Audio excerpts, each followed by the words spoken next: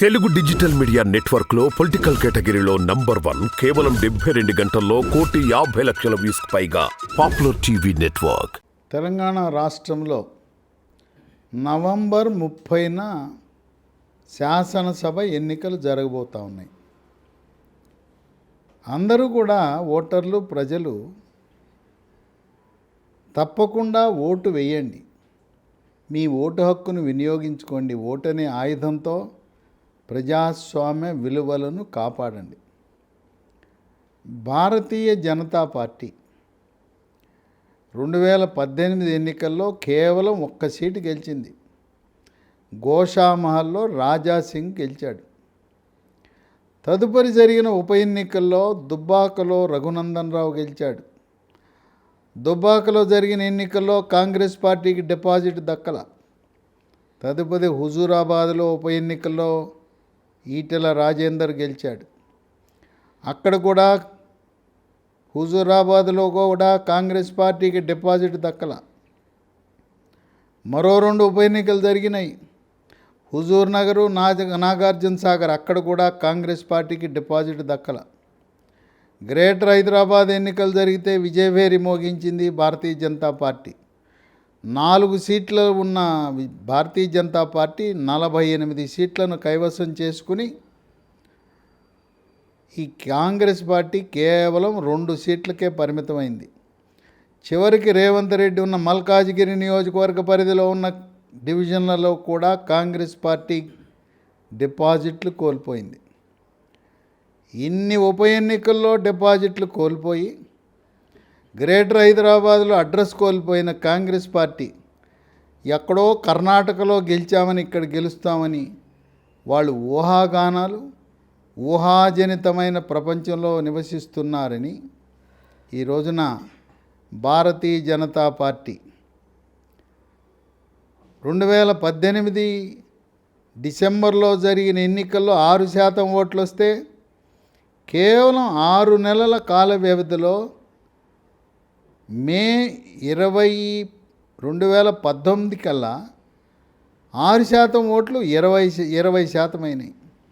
ఒక్క అసెంబ్లీకే పరిమితమైన బీజేపీ గెలిచిన బీజేపీ 28 అసెంబ్లీ సెగ్మెంట్లలో బలపడింది. ఈ రోజున భారతీయ జనతా పార్టీ ప్రధానమంత్రి మోదీ నవంబర్ 7న బీసీ ఆత్మగౌరవ సభ పెట్టి తెలంగాణలో మొదటి ముఖ్యమంత్రి బీజేపీ అధికారంలోకి వస్తే బీసీ బడుగు బలహీన వర్గాల ముఖ్యమంత్రిని చేస్తానని ఎప్పుడైతే ప్రకటించాడో ఇక అప్పటి నుంచి గ్రాఫ్ పెరగటం మొదలైంది. ఆ రోజు నుంచి బీసీ సంఘాలన్నీ కూడా ఐక్యంగా పనిచేస్తున్నాయి. నిశ్శబ్ద విప్లవం ప్రారంభమైంది. నవంబర్ 11 వచ్చేసరికి అది రాజకీయాలకు అతీతంగా మాదిగ సోదరులు ఎంఆర్పిఎస్ ఆధ్వర్యంలో, మందకృష్ణ మాదిగ ఆధ్వర్యంలో కనీ విని ఎరుగని రీతిలో మాదిగల సభ. ఎక్కడా కూడా రాజకీయ పార్టీల జెండాలు లేవు. ఎక్కడ చూసినా డప్పులు, ఎంఆర్పిఎస్ జెండాలు, మాదిగ స్టూడెంట్ ఫెడరేషన్ ఎంఎస్ఎఫ్లు, ఎంఈఎఫ్ మాదిగ ఎంప్లాయీస్ ఫెడరేషన్ జెండాలే కనపడినాయి. అది ఎవరు ఊహించలేదు. అందరికీ కూడా ఒక కనువిప్పు కలిగింది. రాష్ట్రంలో నలుమూలనన్ని గ్రామాల నుంచి మాదిగలు విచ్చేశారు. విశేషం ఏంటంటే అక్కడ బీజేపీ అనే కాదు, బీజేపీ, బీఆర్ఎస్, కాంగ్రెస్, కమ్యూనిస్టు, అట్లాగే బీఎస్పీ అన్ని రాజకీయ పార్టీలకు చెందిన మాదిగలు అక్కడికి విచ్చేశారు. ప్రధానమంత్రి అక్కడ హామీ ఇచ్చాడు.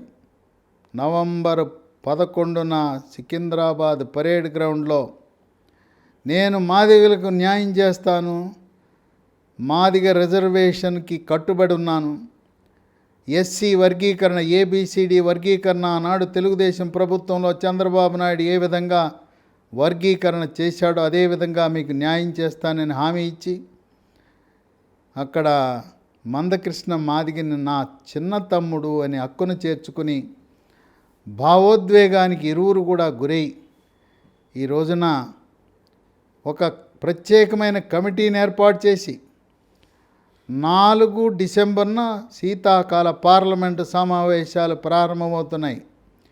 శీతాకాల సమావేశాల్లోనే ఈ ఎస్సీ వర్గీకరణ ఒక కమిటీ ఇచ్చిన నివేదికను ప్రవేశపెట్టి అవసరమైతే రాజ్యాంగ సవరణ కొరకు ఈ ఎస్సీ వర్గీకరణ ఏబిసిడి వర్గీకరణ కొరకు లోక్సభలో రాజ్యసభలో చర్చించి డిసెంబరు నెలాఖరు లోపల మాదిగలకు ఒక శుభవార్త వినిపించబోతున్నాడు ప్రధానమంత్రి మోడీ.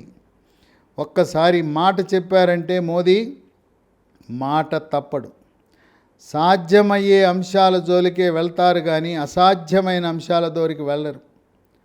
సుప్రీంకోర్టులో 7 న్యాయమూర్తుల ధర్మాసనం దగ్గర విచారణ జరుగుతూ ఉంది. దాన్ని వేగవంతం చేస్తున్నారు. ఏ విధంగా రాజ్యాంగ సవరణ చేస్తే మాదిగల హక్కులు కాపాడుతారో ఆ విధమైన సవరణ జరుగుతూ ఉంది. అందువల్ల తెలంగాణ రాష్ట్రంలో 36 లక్షలున్న మాదిగలందరూ కూడా ముక్త కంఠంతో ఒకే మాట ఒకే బాట, మా బతుకులు బాగుపడుతున్నాయి, మాకు అండగా నిలిచిన భారతీయ జనతా పార్టీ ప్రధానమంత్రి మోదీకే మా ఓటు అంటున్నారు. ఈ రోజున మందకృష్ణ మాదిగ, ఆయనకు ఒక ప్రత్యేక హెలికాప్టర్ కేటాయించారు. రాష్ట్ర వ్యాప్తంగా సుడిగాలి పర్యటన చేస్తూ బీజేపీ విజయం కోసం కృషి చేస్తున్నాడు. అంతేకాదు మందకృష్ణ మాదిగకి రాజయోగం ఉండబోతూ ఉంది. భారతీయ జనతా పార్టీ అధికారంలోకి వస్తే బీసీ సామాజిక వర్గానికి సంబంధించిన రాజకీయ అనుభవము, పరిపాలనా అనుభవము, బీఆర్ఎస్ పార్టీలో నంబర్ 2, ప్రభుత్వంలో ఆర్థిక శాఖ మంత్రిగా నంబర్ 2, పార్టీ నిర్వహించడంలో నంబర్ 2, అన్ని రకాలుగా అర్హతలు కలిగిన ఈటెల రాజేందర్ ముఖ్యమంత్రి అయితే ఎంఆర్పిఎస్ గత 30 సంవత్సరాలుగా ఆరాటంతో పోరాటం చేస్తున్న మందకృష్ణ మాదిగ ఆయన్ని శాసన మండలి సభ్యుడిగా చేసి ఆయనకు ఉప ముఖ్యమంత్రిగా అవకాశం కల్పిస్తారనే ఊహాగానాలు ఉన్నాయి.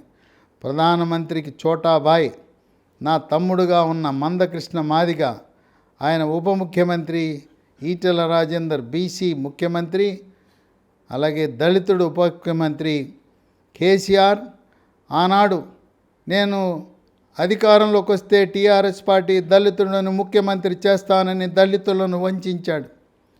దళితుడిని ముఖ్యమంత్రి చేయకపోతే నేను తల నరుక్కుంటానన్నాడు. మరి తలగానే ఉంది కదా. దళితులందరూ కూడా బాధపడుతున్నారు.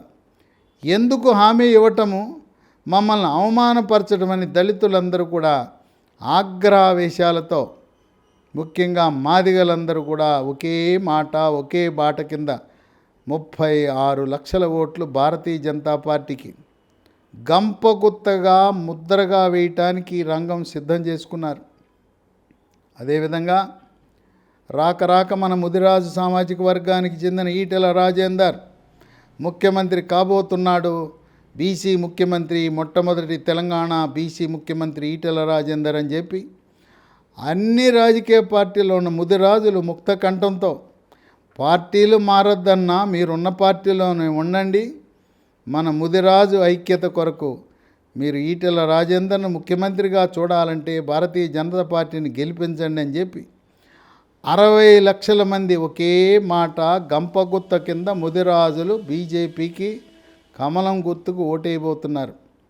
మరి కేసీఆర్ చాలా తెలివిగలవాడైనా 60 లక్షల ప్రాతినిధ్యం ఉన్న 60 లక్షల మంది ఉన్న ముదిరాజులకు ఒక్క ఎమ్మెల్యే కూడా సీటు ఇవ్వకుండా ముదిరాజులను అవమానపరిచి వాళ్ళని కించపరిచి ఆ విధంగా రాజకీయంగా నష్టపోబోతున్నాడు. మాదిగ సామాజిక వర్గాన్ని కూడా అవమానపరిచాడు. ప్రస్తుత క్యాబినెట్లో 7 రెడ్డి సామాజిక వర్గానికి చెందిన మంత్రులా, 4 అరశాతం ఉన్న వెలమలు 4, ఒక్కడే దళితుడు మాల సామాజిక వర్గానికి చెందిన కొప్పుల ఈశ్వర్. క్యాబినెట్లో మంత్రివర్గంలో మాదిగ సామాజిక వర్గానికి ప్రాతినిధ్యం లేదని ఆగ్రహావేశాలతో ఉన్నారు మాదిగలు. అందువల్ల మాదిగలతో పాటు 60 లక్షల ముదిరాజుల సహకారం, వాళ్ళు గంపగుత్తగా భారతీయ జనతా పార్టీకి సహకరించబోతున్నారు, ఓట్లేయబోతున్నారు.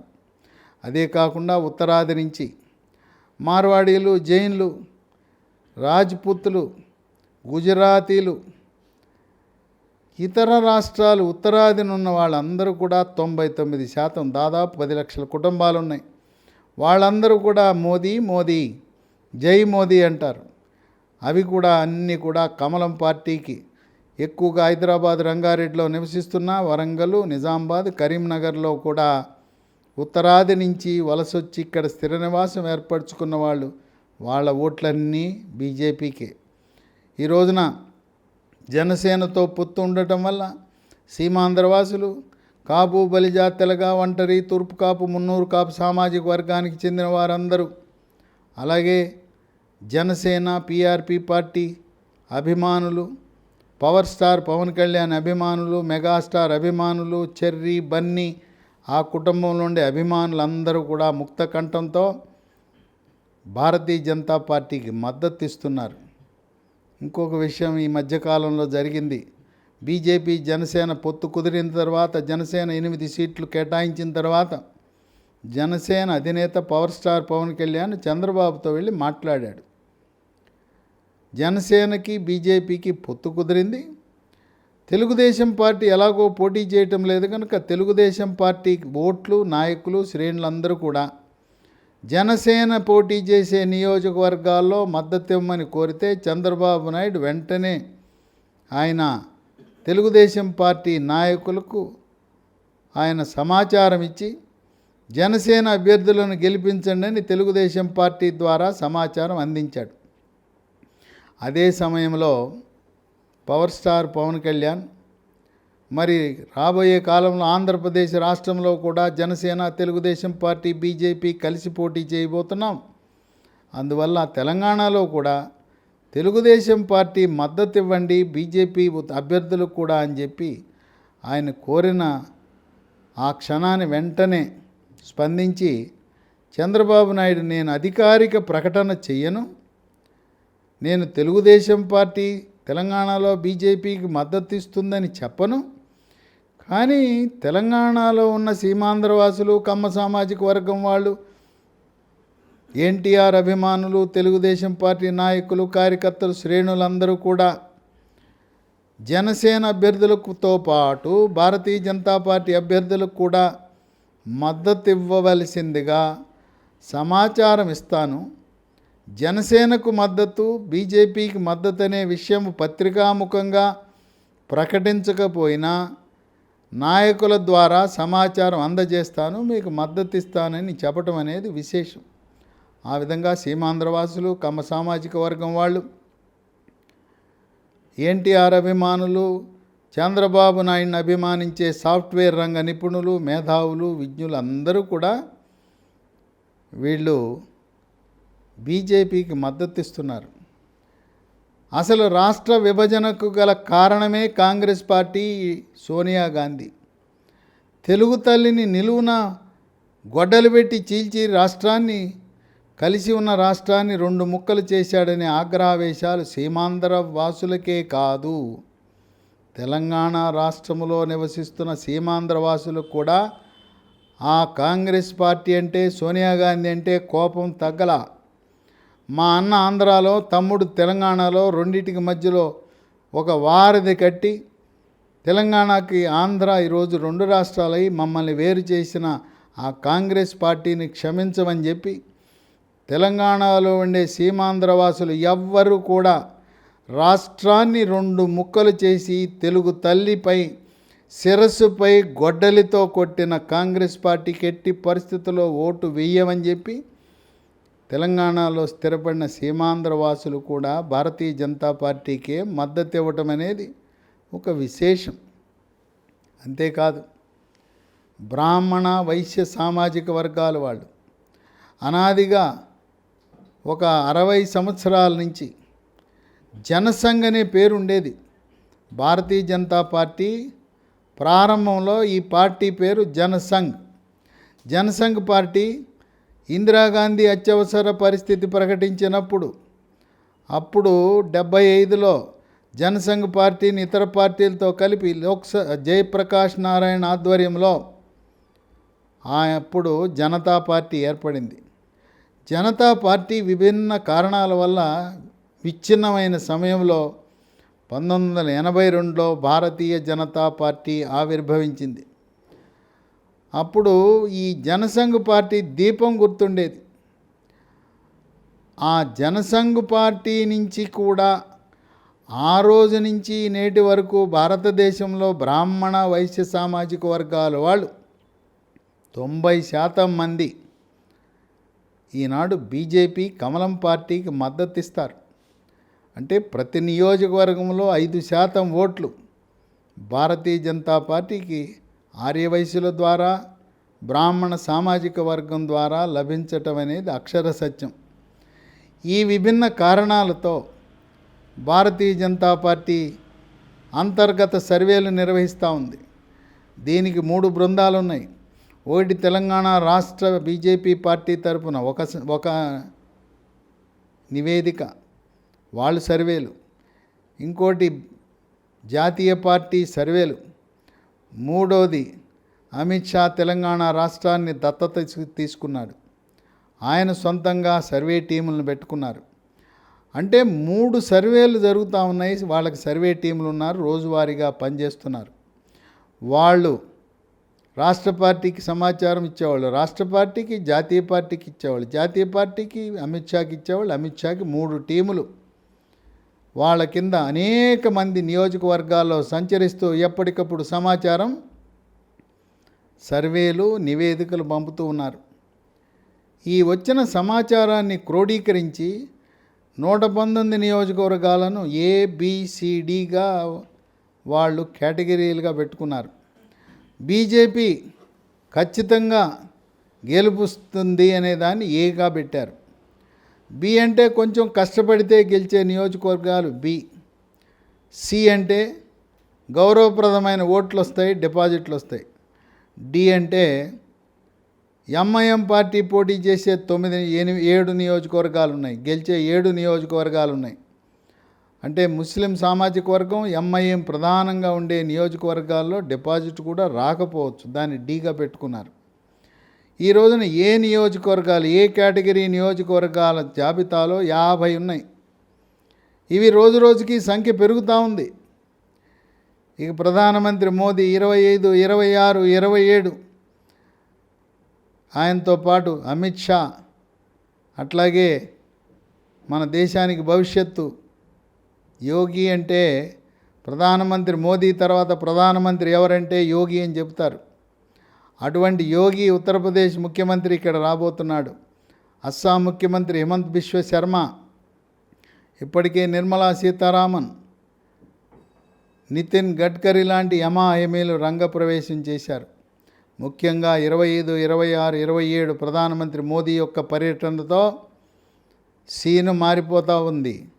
ఏ కేటగిరీలో ఉన్న 50 ఇంకా సంఖ్య పెరిగిన ఆశ్చర్యం లేదు. రోజువారీగా బీజేపీ గ్రాఫ్ పెంచుకుంటూ ఉంటే మిగతా రాజకీయ పార్టీలు నిరుద్యోగ యువత దెబ్బకు, వాళ్ళ యొక్క ఆగ్రహానికి బీఆర్ఎస్ పార్టీ రోజు రోజుకి వాళ్ళ గ్రాఫ్ తగ్గుతూ ఉంది. కొల్లాపూర్లో బర్రెలక్క ప్రచారం కేవలం కొల్లాపూర్లోనే కాదు, రాష్ట్రంలోనే 119 నియోజకవర్గాలను ప్రభావితం చేసి నిరుద్యోగ యువత 40 లక్షల మంది, వాళ్ళ కుటుంబ సభ్యులు అందరూ కలిస్తే 1 కోటి మంది అవుతారు. ఆ దెబ్బకు బీఆర్ఎస్ పార్టీ కుదేలవుతూ ఉంది. మేడిగడ్డ ఎలా కుంగిపోయిందో బీఆర్ఎస్ పార్టీ కూడా కుంగిపోతుందని విశ్లేషకులు భావిస్తున్నారు. అయినా తెలుగు ప్రజల యొక్క మనస్తత్వం, వాళ్ళు గత 60 సంవత్సరాల చరిత్ర చూస్తే తెలుగు ప్రజలు 2 సార్లు దాటి 3వసారి ఏ రాజకీయ పార్టీకి అవకాశం ఇవ్వలా. అది తెలుగుదేశం అయినా కాంగ్రెస్ అయినా 2 టర్ములు ఇచ్చారు, 10 ఏళ్ళు ఓకే పరిపాలించు అన్నారు. 3వసారి వచ్చేసరికి వద్దు, మీ పాలన వద్దన్నారు. కనుక టీఆర్ఎస్ బీఆర్ఎస్కి 10 ఏళ్ళు అయిపోయింది. హ్యాట్రిక్ అనేది మన చరిత్రలో లేదు. మన తెలుగు ప్రజల సెంటిమెంటు తిరస్కరణే, ఓటమే. ఇక కాంగ్రెస్ పార్టీకి ఓటేస్తే వీళ్ళేందన్నా మనల్ని పరిపాలించారు, 55 ఏళ్ళు పరిపాలించారు, 11 సార్లు పరిపాలించారు, ఎక్కడ వేసిన గొంగళి అక్కడే ఉంది. 2004 నుంచి 14 వరకు అవకాశం ఇస్తే కోణాలు స్కాముల పార్టీ, స్కీముల పార్టీ కాదు, స్కాముల పార్టీ. కరెంటు కోతలు, ఇక రైతుల ఆత్మహత్యలు, ఇక అస్తవ్యస్త పాలన. అందువల్ల మనం కాంగ్రెస్ పాలన ఏంటో మనకు తెలుసు, మన బతుకులు మారవు. అందువల్ల ఒక్కసారి ఈ బీజేపీ కమలానికి అవకాశం ఇద్దాం. 11 సార్లు కాంగ్రెస్కి ఇచ్చాం, 2 సార్లు బీఆర్ఎస్ టీఆర్ఎస్కి ఇచ్చాం. ఒక్కసారి డబుల్ ఇంజిన్ అంటున్నారే, ఒక్కసారి కమలానికి అవకాశం ఇద్దాం, చూద్దామని చెప్పి చాలామంది బీజేపీ పార్టీకి అవకాశం ఇస్తే ఎలా ఉంటుందనే ఆలోచన ఉంది.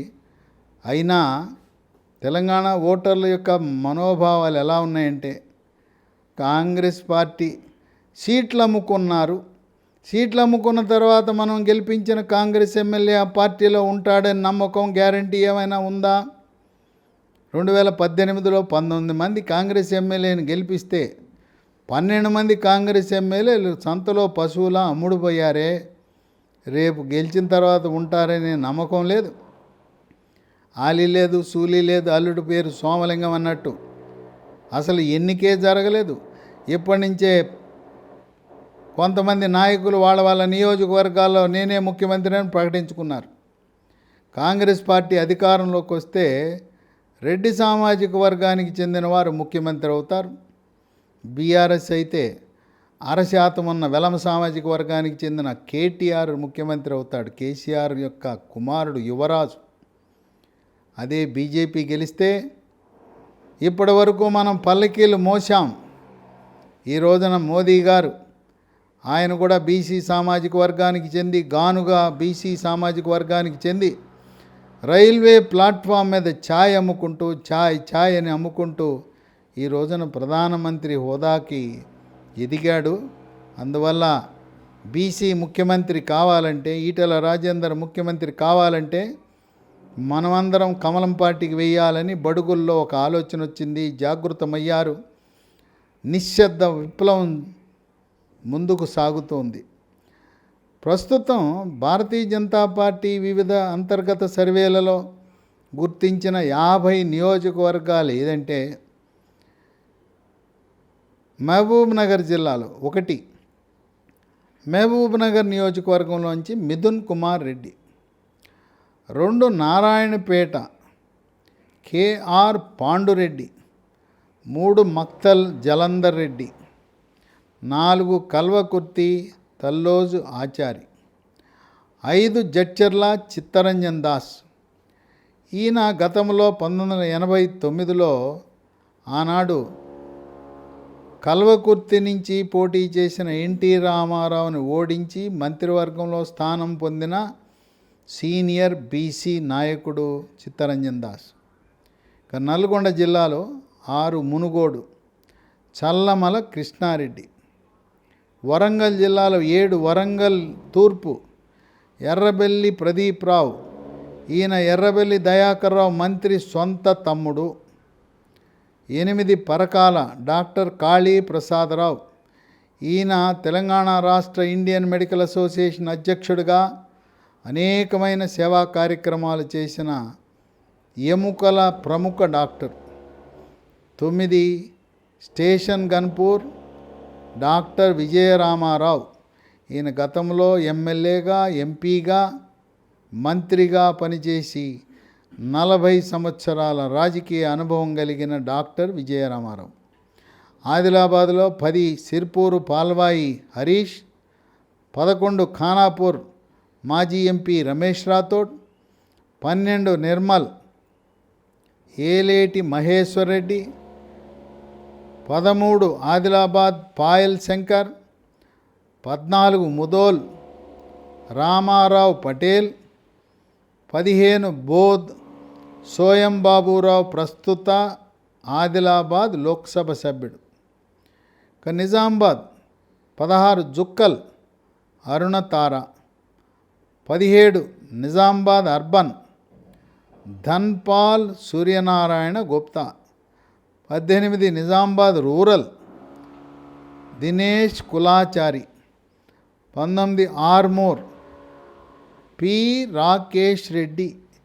20 బోధన్ వడ్డీ మోహన్ రెడ్డి, 21 ఎల్లారెడ్డి సుభాష్ రెడ్డి. కరీంనగర్లో 22 కోరుట్ల ధర్మపురి అరవింద్, ప్రస్తుత నిజామాబాద్ లోక్సభ సభ్యుడు. 23 హుజూరాబాద్ ఈటెల రాజేందర్. 24 కరీంనగర్ సిటీ బండి సంజయ్, జాతీయ బీజేపీ ప్రధాన కార్యదర్శి. 25 వేములవాడ డాక్టర్ సిహెచ్ వికాసరావు, ఈయన రాష్ట్ర గవర్నర్గా పనిచేసిన సీనియర్ నాయకుడు విద్యాసాగర్ రావు కుమారుడు. 26 జగిత్యాల, ఈమె చేనేత సామాజిక వర్గం పద్మశాలి సామాజిక వర్గానికి చెందిన డాక్టర్ బోగా శ్రావణి. 27 మానకొండూర్ ఆరేపల్లి మోహన్. 28 చొప్పదండి బోడిగ శోభ. మెదక్ జిల్లాలో 29 గజ్వేల్ ఈటెల రాజేందర్. అంటే ఈటెల రాజేందర్ రాష్ట్ర ముఖ్యమంత్రి కేసీఆర్ను ఓడించి 2 నియోజకవర్గాలలో విజయం సాధించబోతా ఉన్నాడు. హుజూరాబాద్లో, గజ్వేల్లో 2 నియోజకవర్గాల్లో విజయం సాధించి చరిత్ర సృష్టించబోతా ఉన్నాడు ఈటెల రాజేందర్. 30 నారాయణఖేడ్ జనవాడె సంగప్ప. 31 దుబ్బాక రఘునందన్ రావు, ఈయన ప్రముఖ న్యాయవాది, పోరాట యోధుడు. ఉప ఎన్నికలో కూడా ఆయన విజయంతోనే బీజేపీ ఊపందుకున్నది. 32 పటాన్చెరు మాజీ ఎమ్మెల్యే నందీశ్వర గౌడ్. 33 అంథోల్ సినీ నటుడు మాజీ మంత్రి బాబు మోహన్. 34 నర్సాపూర్ మురళీ యాదవ్. రంగారెడ్డిలో అత్యధికంగా రాబోతున్నాయి. హైదరాబాద్ రంగారెడ్డిలో 35 కుత్బులాపూర్ కూన శ్రీశైలం గౌడ్. 36 శేరిలింగంపల్లి రవికుమార్ యాదవ్. 37 రాజేందర్ నగర్ తోకల శ్రీనివాసరెడ్డి. 38 ఉప్పల్ ఎన్విఎస్ఎస్ ప్రభాకర్. 39 చేవెళ్ల మాజీ ఎమ్మెల్యే మాజీ జిల్లా పరిషత్ చైర్మన్ కెఎస్ రత్నం. 40 ఎల్బీ నగర్ సామ రంగారెడ్డి. 41 మహేశ్వరం అందెల శ్రీరాముల యాదవ్. 42 మల్కాజ్గిరి రామచంద్రరావు మాజీ ఎమ్మెల్సీ, ప్రముఖ న్యాయవాది, బార్ కౌన్సిల్ ఆఫ్ ఇండియా సభ్యుడు. హైదరాబాదులో 43 ముషీరాబాద్ పూసరాజు. 44 గోషామహల్, అప్పుడు 2018లో గెలిచిన మొదటి ఎమ్మెల్యే, ఏకైక ఎమ్మెల్యే రాజాసింగ్, శాసనసభలో ప్రతిపక్ష నాయకుడు. 45 ఖైరతాబాద్ సీనియర్ నాయకుడు చింతల రామచంద్రారెడ్డి. 46 అంబర్పేట మాజీ మంత్రి కృష్ణ యాదవ్. 47 జూబ్లీ హిల్స్ లంకల దీపక్ రెడ్డి. గతంలో తెలుగుదేశం పార్టీలో పనిచేసి గత 40 సంవత్సరాలుగా రాజకీయాల్లో ఉంటూ తనదైన శైలిలో సేవా తత్పరతతో సాగుతున్న లంకల దీపక్ రెడ్డి. 48 సనత్ నగర్ మర్రి చెన్నారెడ్డి యొక్క కుమారుడు మర్రి శశిధర్ రెడ్డి. 49 నాంపల్లి రాహుల్ చంద్ర. 50 కంటోన్మెంట్ గణేష్ నారాయణ్. ఈ 50 మంది కూడా బీజేపీ చేసిన అంతర్గత సర్వేలో ఏ కేటగిరీలో ఉండి తప్పకుండా విజయం సాధించే నియోజకవర్గాలు. ఇది ఎప్పటికీ 22 నవంబర్ నాటికి ఇచ్చిన సమాచారము ప్రకారము బీజేపీ ఈ 50 నియోజకవర్గాల్లో తప్పకుండా విజయం సాధిస్తుందని వాళ్ళకి వచ్చిన అంతర్గత సర్వే. ఇక ఇప్పటి నుంచి ఉత్తరాదిలో మధ్యప్రదేశ్, ఛత్తీస్గఢ్, రాజస్థాన్, మిజోరం ఎన్నికలు పూర్తి చేసుకుని ప్రధానమంత్రి 3 రోజులు తెలంగాణలోనే గడపబోతున్నారు. 25, 26, 27 ఆ 3 రోజుల ప్రచారం. ముఖ్యంగా హైదరాబాద్, రంగారెడ్డి చుట్టుపక్కల ఉండే 24 నియోజకవర్గాల్లో వాళ్ళ మెజారిటీలను పెంచుతుంది. మోదీ యొక్క రంగ ప్రవేశంతో, మోదీ అంటే ఒక గ్లామర్, మోదీ ప్రపంచ దేశాల్లో ఒక చరిత్ర సృష్టించాడు. సగటు భారతీయ పౌరుడి యొక్క మన ఆత్మ గౌరవాన్ని, ఆత్మాభిమానాన్ని పెంచాడు. అందువల్ల మోదీ రాకతో ఈ 50 నియోజకవర్గాలే కాక రోజువారీ గ్రాఫ్ పెరుగుతూ ఉన్నది. ఇవి ఇంకా పెరిగి 61 సీట్లు గెలిస్తే ప్రభుత్వం ఏర్పాటు చేస్తారు.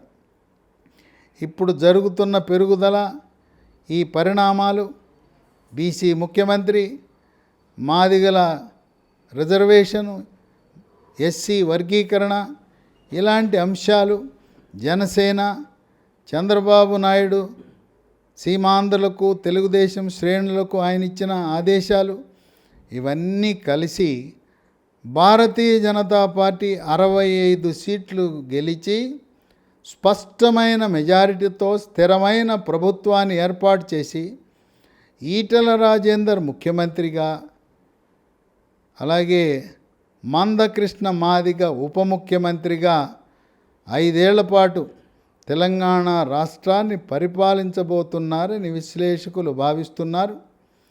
ఈ 50 మరో 15 నియోజకవర్గాల సంఖ్య పెంచుకోవటానికి కేవలం వారం రోజుల సమయం ఉన్నది. మోదీ రాక బీజేపీ యొక్క ఈ యొక్క సీను, వాళ్ళ యొక్క అభ్యర్థుల యొక్క భవితవ్యాన్ని మార్చబోతుందని విశ్లేషకులు బలంగా విశ్వసిస్తున్నారు.